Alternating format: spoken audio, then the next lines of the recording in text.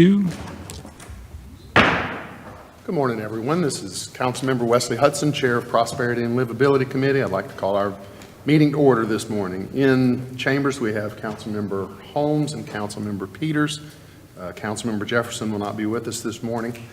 Our first item, we have two items today. Our first item is an update from our transit system about having free bus service on election and primary days. Sure. Thank you, Mr. Chairman, members of the City Council. Yeah, we are offering this year, for the first time, High Point Transit Systems is also offering fare-free service on election days. So we will offer fare-free service on both our fixed route system and our paratransit system. Whenever you offer fare-free service, you have to offer it on everything you have. So we are offering it on both of those. Staff will advertise this opportunity on city and transit websites, social media, local news outlets, and at the transit terminal downtown.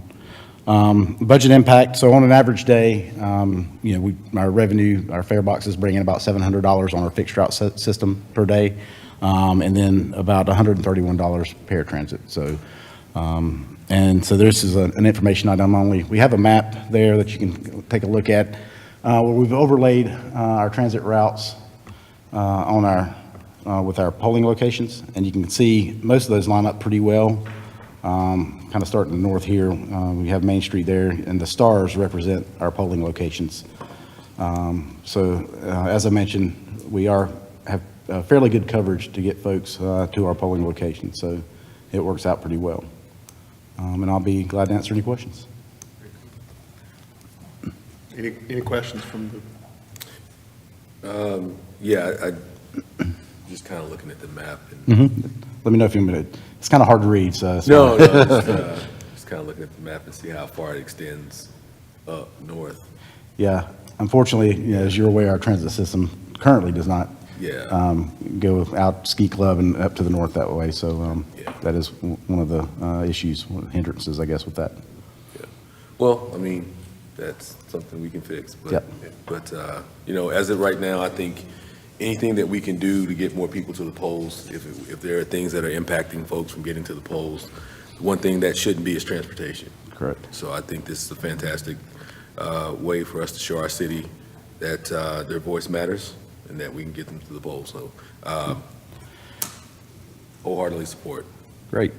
I would like to give just a brief update on, if you recall back in, I think, May, we had to reduce our service. We operate on every 30-minute headways, and we had to reduce that to hourly. Just to give you an update, we are and have been over the past week or so increased our headways, not on every route, and we've just done it in the peak hour. So in the AM peaks, we are operating on 30-minute headways. Those routes are Washington, West Green, East Green, Montlou, Westchester, and Leonard Avenue. And then in the evening, we also are offering that 30-minute headway in the peak hour. So there are buses that are running 30-minute headways every day. That is South Main Street and North Main Street. Obviously, Jamestown GTCC is running regular service all day. We've been doing that for a while. And then our bus routes that continue to operate on an hourly headway all day long are English and Kearns. So we are building back up. We had some issues with our staffing, so we do have a couple of transit operators that are in training right now. Good. And we also have two more that are ready to go to start training. We have them in the process as well. So that'll put us up to about 23 drivers. Yeah. How much of a deficit does that still leave you? So that'll be good for full service, right? Okay. Once we get those folks on, we can go back to full service all day long, everywhere.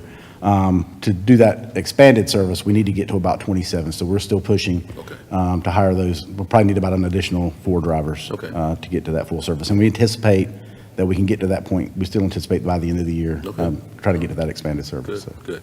Have you guys seen any increase in application from CDL drivers? We have. We've had some increases in that. Because I know at one point it was such a hard recruiting in that for that particular skill, and maybe the market's opening up the labor market's loosening up a little bit. I don't know if you guys have seen that. It has helped a little bit. I think we also increased our rates. So that helped. Yeah, that helps big too. time. So yeah, that was really positive. We can get folks in here And we've done a little bit different, trying to get to other avenues where we advertise, trying to reach more folks. Yeah. So we've done some of that, and that's helped out as well.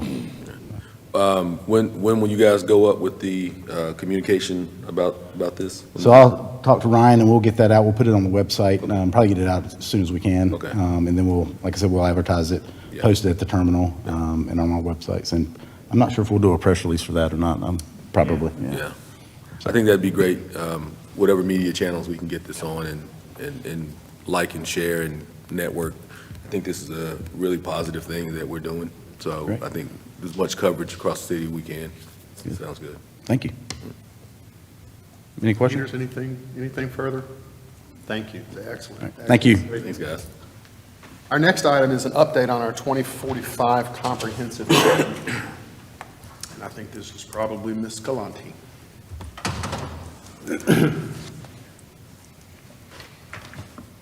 Mr. Hudson, I'm going to go ahead and just turn it over to Matt Ingles, who is our consultant with Comp Plan, and he's going to do the presentation. Thank you. Great. Thank you, Heidi. Good morning, council members. Glad to be back to give you another quick update on where we are with the comprehensive plan. We know this is an important project for the city, and we're thrilled to be helping you with it. Just want to spend a couple minutes talking about the process, where we are in the process, where we're going, and then how some of the core elements of the plan are starting to come together based on what we've heard over the last 6 or 7 months. And then I'm going to invite my colleague Thomas up to take us through this proposed growth framework that we are kind of honing in on based on the input that we received at the last round of public engagement, which happened in July, which one of the focus of that engagement was scenario planning, where we presented 4 different scenarios for how High Point can grow in different ways. And then we've started to hone in on one particular scenario based on feedback from the community. So in terms of process, we're a little over halfway through the process here in September. We anticipate having a draft plan by January of this next year, and then it'll be in front of you by July. That's the plan. So we do have another round of public engagement coming up here in November. We'll be back in town the week of November 1st. Up to this point, we've had a lot of different tools we've used for public engagement. It started with the kitchen table conversations, which we've used with the steering committee members. We asked each of the steering committee members to go out and contact 10 colleagues, neighbors, people that they, other residents that they may or may not know, and have conversations with them in small groups about certain topics that we provided them. And so then they brought all that information back for discussion with the committee, and we were able to engage several hundred additional people in more of an intimate, more one-on-one way with their fellow residents, which we find it to be a very useful tool. We also have an online survey that we're launching later this week, by the end of this week, hopefully, that will get to some of the stuff that we're going to talk about tonight when it comes to growth and how High Point wants to grow. And then we've also had a couple rounds of open house road shows, one in April and then another one in July. And then, as I mentioned, we have another public meeting, which will be an open house, but also with a presentation format that's going to happen the first part of November when we're back in town. And then, of course, we have the project website that's available for online engagement 24/7. So we do receive emails from folks from time to time through that process as well. So up to this point, there's a few things that have really are pretty well baked. Some of these things we started early on in the very first meeting that we had with the steering committee and have been building throughout the process. One is core values, and the core values, we went through several different exercises with a bunch of different groups, and we talked about what we refer to as legacy values, how people viewed the values today and in the past in High Point, and then also aspirational values. What are the values that we want to make sure that we are associated with moving forward?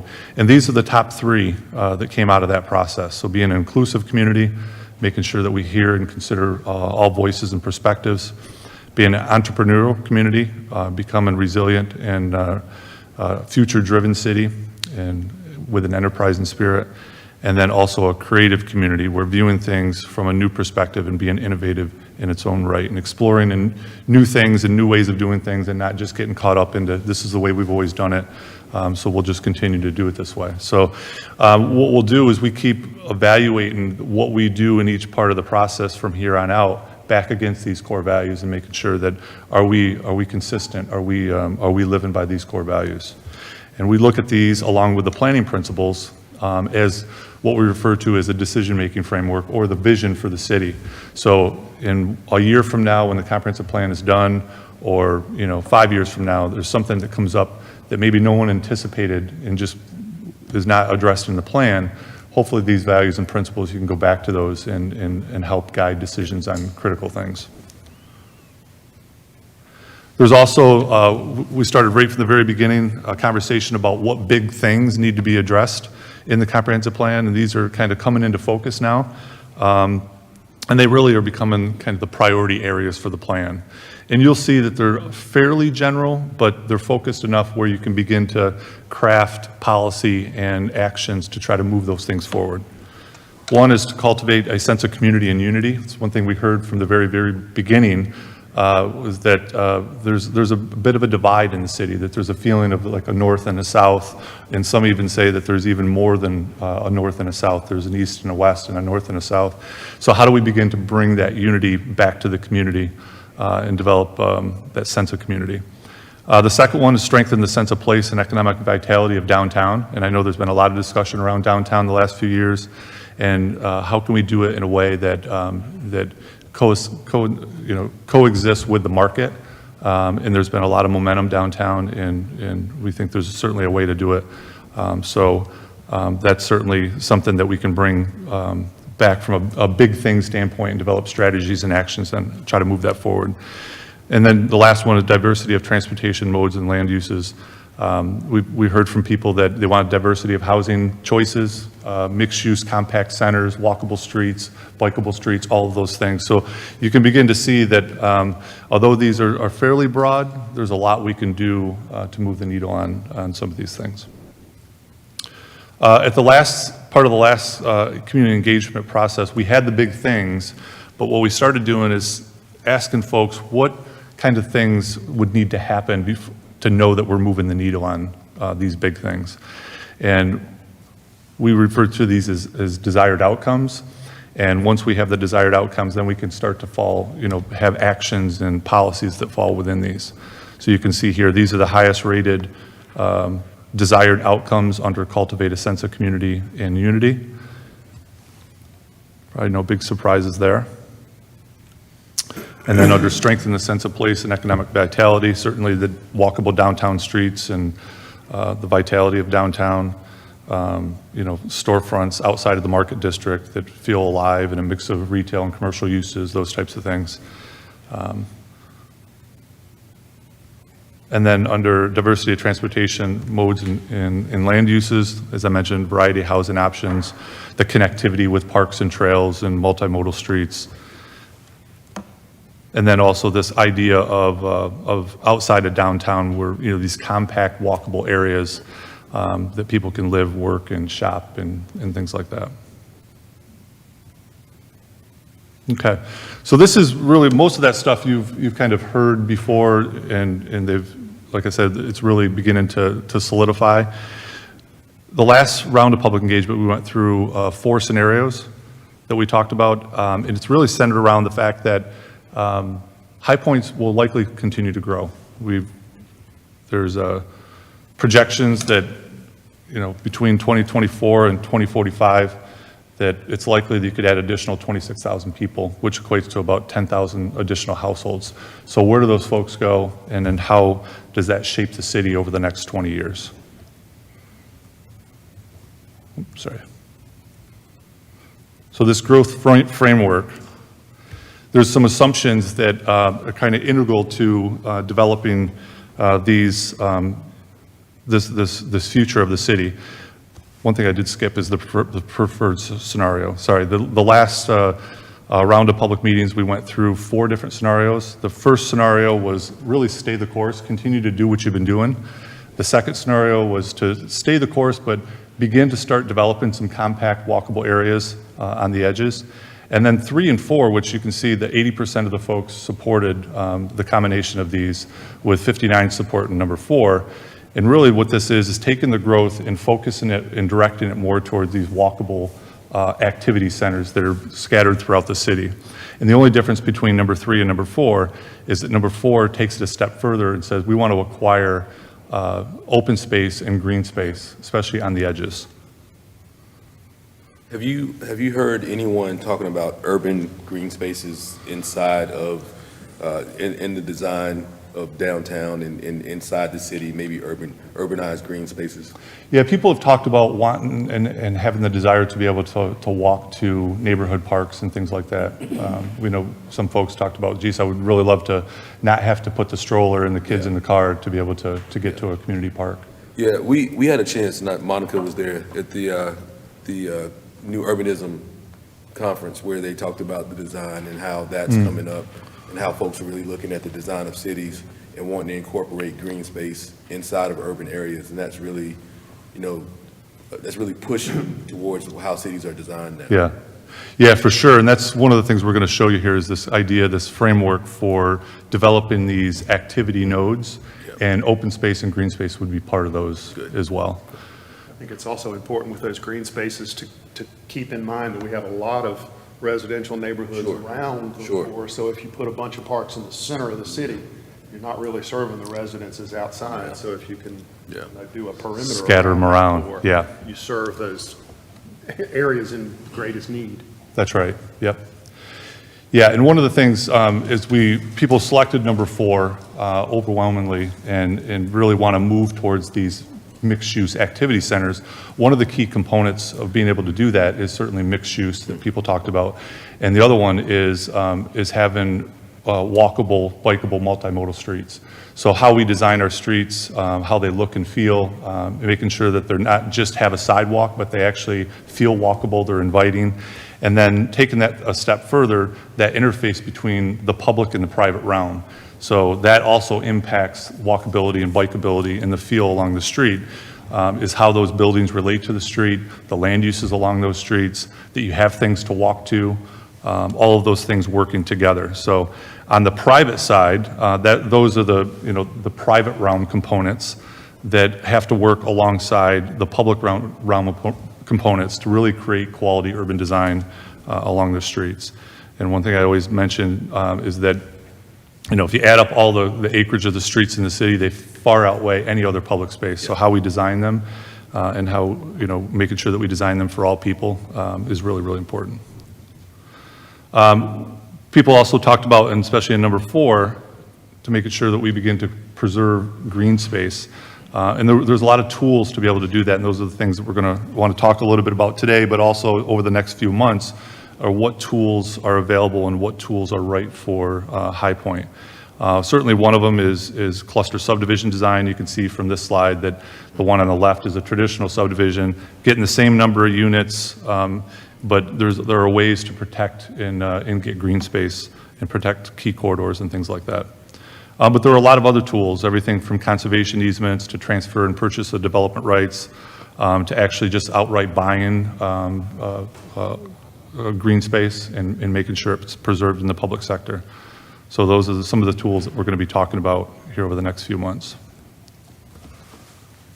So with that, I'm going to turn it over to my colleague Thomas to take us through this, this preliminary growth framework centered around these activity centers.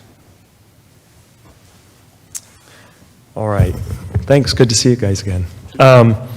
So Matt walked through where we landed with community input to date, and that is really at this major course correction, a scenario number 4 that really is about redirecting growth inward to the city. And so you could see that, of course, the number 4, the major course correction, just was kind of conceptual. What we wanted to do is start to think about where would these activity centers be located and what would they look like. And so we've created a preliminary map. This is indicative of three kinds of activity centers, and I'll walk through those in just a second. But you could see there's a regional center, a town center, and neighborhood centers, and we've scattered them around the town, around the community, in areas on key intersections where there is a real opportunity, a real need. The underlying zoning is generally commercial, heavier commercial, business commercial, so that a mixed-use zone over that area does start to make sense.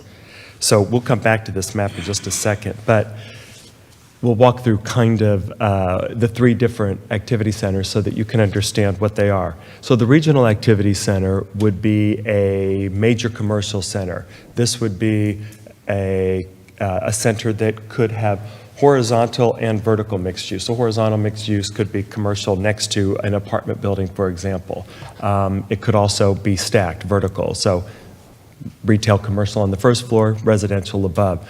A regional activity center could have a big box development. These aren't just kind of the small cafes, et cetera. These are areas like we've identified the Palladium and Southwood Center as potential redevelopment opportunities. One could happen before the other just in terms of its current market timeline. But those are how we think about regional centers. Again, with all of the activity centers, we're thinking about increased heights. This could go 2 to 6 stories. It'd be different than what you see there now, so increased density as well. With a city or town activity center, I think we're kind of leaning toward calling this town activity center now. This would be a mixed-use district that is a more walkable area. This would not likely have kind of the big box developments. This would be tighter than that. Opportunities for 4 and 5 story buildings, primarily vertical mixed use, so residential above. But to your point earlier, actually, parks and open space would be incorporated into these because they are intended to be walkable. And then These have become Huntersville and around Charlotte. Those are absolutely, plentiful and successful. absolutely, Have a yeah. critical mass to do it. That's right. You have to have that critical mass, that density. At times, people can be a little bit afraid of an extra story or two of building height or additional density. But without that, the marketplace isn't there to actually make the first floor retail commercial cafes viable. You're right. But I think retail takes the edge off of that, though. I think if you have that first floor retail, folks generally feel a little bit better about the verticality of the building. Because it's comfortable to It's walk comfortable along. to walk You've to. got glass, transparency, space, et And cetera. it Yeah. feels justifiable because you Yeah. have that retail component there, and instead of just 4 stories of people looking down into your house. That's right, that's right. And yeah, the first floor becomes usable for everybody, whether Yeah. you live above or Yeah. you're a neighbor walking in from a half mile away. Sure. That's true, that's a good point. Yeah. And then we've got the neighborhood activity centers. These are smaller, scattered throughout the community. These are probably, they're smaller in terms of geography, the area that they would encompass, as well as in terms of heights. These are probably more 1 to 3 stories, located near intersections, accessible to the single-family dwelling units that are around that area. Walkable, hopefully 5, 10, 15, 20-minute walkable radius. And again, a mix of retail and commercial, but primarily these would be more kind of, what do you call it, your third place. You've got your home, your work, and then your cafe where you meet and gather with people, right? So these would be kind of the smaller centers. So there is a bit of a hierarchy in the way that we've thought about these centers. The final one is the corridor framework. Matt talked about the street framework as kind of the fundamental, the basic framework for any community, because it is, 18 to 25% of the community's landmass, right? It is our largest public space. And so thinking about corridors, as we look at the corridors, we're still getting into some of the details, but we're thinking that there's maybe, an Eastchester and a Westchester could be corridors that realize not only maybe streetscape and urban design improvements, but they have the opportunity to look at infill opportunities and additional density.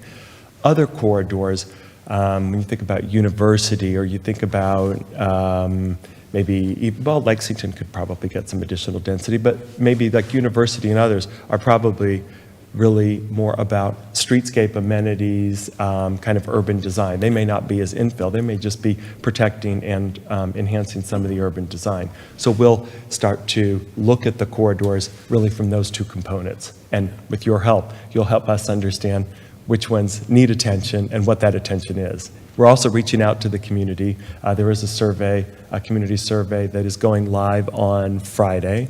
And so we have some of these images and some of the questions are asking for input regarding activity centers and corridors. Can I ask a really big question? Oh, sure. Right here. Oh, if it's really hard, it's going to Matt. I say, Okay. since Sushil's here and we've Okay. got Oh, transportation there and you the go. directors and everybody. So as we design these community centers and apartments and condos and things that are so attractive, you know, one of the places that we have the most opportunity right now is affordable housing. How do we ensure that these great places to live are not only accessible to people who are upper class? Because that's always what happens, is the primary location becomes unattainable. And then you have a class that can't be there, and that's the class that wants to walk, and that's the young people that you want downtown. Just starting out, yeah. How do we prevent outpricing? So, you know, in some states, so that's a great question. So in some states, the state legislature allows for inclusionary zoning, right? You can actually require, as a new development gets built, you can say, you can have a mandate within your ordinance that says 10% of the new units are going to be affordable. You can deed restrict those rents, or if they're a for sale unit, deed restrict those to a certain income level. We North can't Carolina doesn't allow do that in the state here, but as we think about the activity centers, the community has been very forward-thinking. Input to date has been very forward-thinking, right? This is about as perfect a place, I think, as we could have hoped it would have landed, right, in terms of input, support for the scenarios.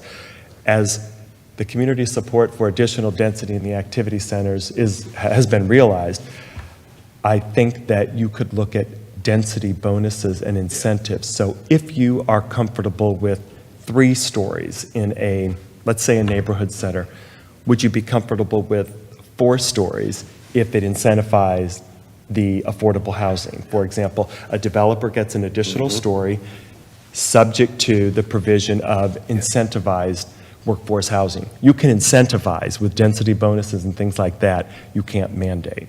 Yeah, that was what I was gonna ask next. Is there a way to work with incentive structure with the developers? Absolutely. To be able to get them to the table, to be able to make these changes in lieu of the state regulations? That's right. Okay. Yeah, again, you can't mandate, but you can absolutely incentivize. And I think that as you think about activity centers, not all activity centers are created equal. They're not all going to launch at the same time, right? I mean, that's not how growth works. Some have a stronger market. Some will probably need your help, right? A partnership from the city, maybe redevelop, maybe tax increment financing down the road, different things that you've already done in and around downtown, right? And so as you think about the activity centers, I think it is important to think about a partnership, right? Because, you know, it could be even just communication from the council with a developer to understand, oh, there could be an incentive for an additional story. There could be an incentive in a different way. The city could provide the sidewalks that they didn't really maybe have the money for. There are different ways that I think that you guys can partner with them. And by focusing on activity centers, growth isn't just scattered and continuing outward. You have the opportunity to kind of pinpoint and help direct it. Well, I know specifically on your map, your activity, yeah, the Kleiner Farms, Piedmont Parkway, I think, Kleiner Farms, I think would be an excellent opportunity for that, to test that theory of additional stories and density. Because it's not as close to other residential areas. That's right, it hasn't fully developed yet around it, yes. It hasn't fully developed Yeah. around it. And so I think if we're looking for an opportunity there to test that theory, as much density as we possibly can with that mixed use walkability area, I think if we're gonna start anywhere, It just happens to be in my district. But, I mean, it just happens to be up there. But, since we're going to go and we need a test case, I think if we're going to move that direction, I think, I know a guy who would approve it. That's helpful. Can I put Mr. Shill on the spot? I'm sorry, is there something we can do zoning-wise to encourage this? I mean, I even mean like make R3 accessible to triplexes, or, how do we make zoning work? So, I mean, that's an excellent question. So the natural next step for us as we go through the comprehensive plan and test these ideas, and once we adopt it, then we'll look at our codes, zoning ordinances. We have to go back and reevaluate. How do we make sure that our density, our rezoning classification is right to meet the expectation we just set in the comp plan? So those are the natural steps we'll be looking at. Yes. Yeah, I'm hoping we can, especially like the perimeters of, Sure. the core city, those perimeters are great buffer zones that we can, Yeah, and without too much pushback. sure, and one of the things the gentrification or displacement of the minority population, right? We have to be mindful of those, and one of the core values is being inclusive in all aspects, your transportation, land use, access to your daily needs. So as we think about this activity center, we're being strategic to make sure that these are in all areas of the city. So folks that are already calling that area home, they have somewhere to go. They don't have to travel to downtown or north or further away from their home. So, I mean, that's the goal. So we have this, the walk site, the quarter to half mile radius, so people can gather with their friends, can go and get a gallon of milk without getting on the car. Will all of this happen at the same time? No, but we have to set those policies in our zoning ordinance and policy that the council will have to work together to find that balance. How do we incentivize those? What kind of tools we put in place to make sure the private sector is energized to come and work with the staff and the council to make this happen? So yes, those are definitely next steps. It's exciting to me that we're already talking about, that we're keeping that in mind. And I understand it's a 2045 plan, so yeah, this isn't going to be implemented next month. So. I think also Palladium South, as it develops out, is a good opportunity to test some of this out. So I think being able to have that potentially big box retail with mixed use, multifamily density there, I think we've got a couple of good opportunities on the horizon to see how we can put. Yeah, this we together. agree. We think that there are some immediate, more short-term opportunities. Certainly, the Kleinert Farms, the example you brought up, is kind of greenfield. So it offers a real easy opportunity, right? The market is there. There's a real easy opportunity. Maybe a couple of the others require a little bit of incentivization from the city, but that's actually a real opportunity to test it. If you did a couple that are greenfield, maybe a couple that are redevelopment opportunities, you start to set the tone. Yeah. 14, and in this map, number 14 is like, they're itching for that one. So that's one that the surrounding communities are saying, let's go. Supportive of, okay. So that's a great. Well, that's actually good to hear, because again, sometimes people can be a little bit afraid of a little bit of a different approach, a little bit of density or height. So that's a great it's great input.